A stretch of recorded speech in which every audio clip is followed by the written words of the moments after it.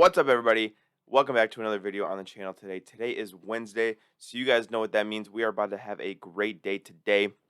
But before we do all of that extracurricular activities, I got a video to make. So, in today's video, we're going to be talking about CJ Stroud, who, in my opinion, is kind of falling in the draft board a little bit.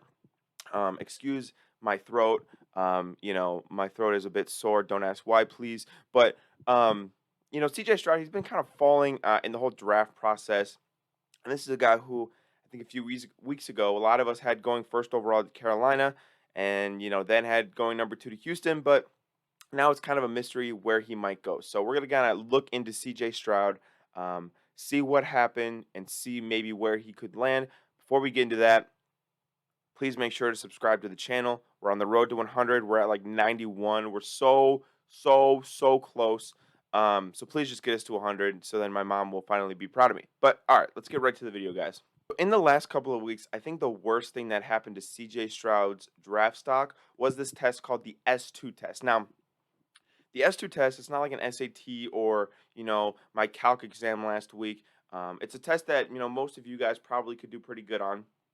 But what the antithesis of the test is, and that's a big word right there I just used, it's a reaction test. It's a, quick decision making test. It judges, your speed on making decisions, on pointing things out, etc. Right? Obviously, quick decision making is a very essential job requirement to play quarterback.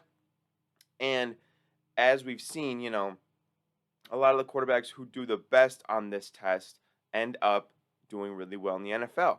Guys like Josh Allen, Joe Burrow, Patrick Mahomes, Justin Fields, they all scored really high on this test.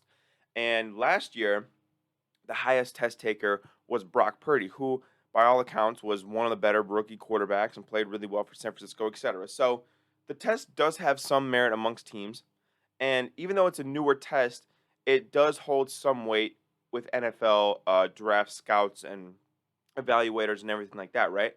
So this year, Bryce Young reportedly scored a 98, which is, I'm guessing, the highest score you can go to is 100. So that's damn near perfect. So Bryce Young was the highest test taker ever, pretty much. So that all but locked up his spot at number 1, in my opinion.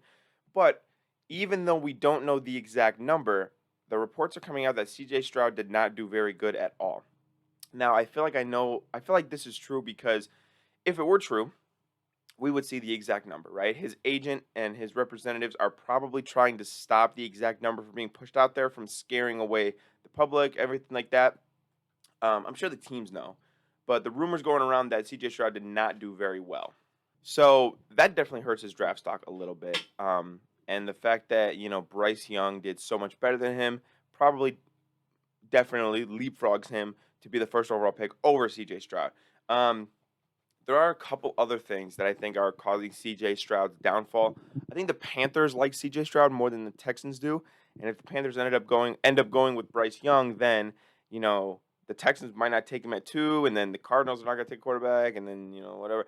Um, I will say though, I don't think CJ Stroud gets past 4 or 5. I think both of those teams might take him, but for a guy who was, the first overall pick a few weeks ago, it's kind of sad that he's dropping, 4 or 5 spots. Again, I'm not gonna feel too bad for the guy. He's gonna make millions of dollars playing a sport, but at the end of the day, I do feel for the kid that he's watching millions of dollars dissipate in front of him. Um, Another thing about CJ Stroud is that he doesn't really have any elite traits. You could say his accuracy is elite, and that's fair. But physical wise, I guess mentally wise, doesn't have any many elite traits. He's not the athlete that Anthony Richardson is. He doesn't have the arm of Will Levis. He doesn't have the pocket awareness and elusiveness of Bryce Young. So teams might rather take a chance on one of those guys with high traits and hopefully hope they can develop the accuracy, the footwork, the mechanical aspect of playing quarterback, than take a guy who is the most pro ready right now, I believe, in CJ Stroud, and then live with him not being able to do some of the things that those other guys can do. I think there's also one other thing, and people have been pointing to this online, and I'm telling you, it's not a factor. People online have been pointing to the Ohio State quarterback curse, quote unquote, and saying that NFL teams are scared of drafting Ohio State quarterbacks. I promise you, they don't give a fuck about the Ohio State curse. Like, they genuinely could not care at all. Not to mention the fact that the best quarterback out of Ohio State in a very, very, very, very, very long time just got drafted. So, if anything, the curse is eradicated, right? But they're going to point to the long history of not good Ohio State quarterbacks and say, oh, whoa, Ohio State doesn't produce good quarterbacks.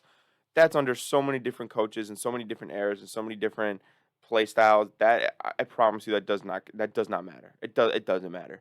Um, they don't care at all. So I think that one is stupid. But the other three I think are legit kind of are legit reasons why he's been falling.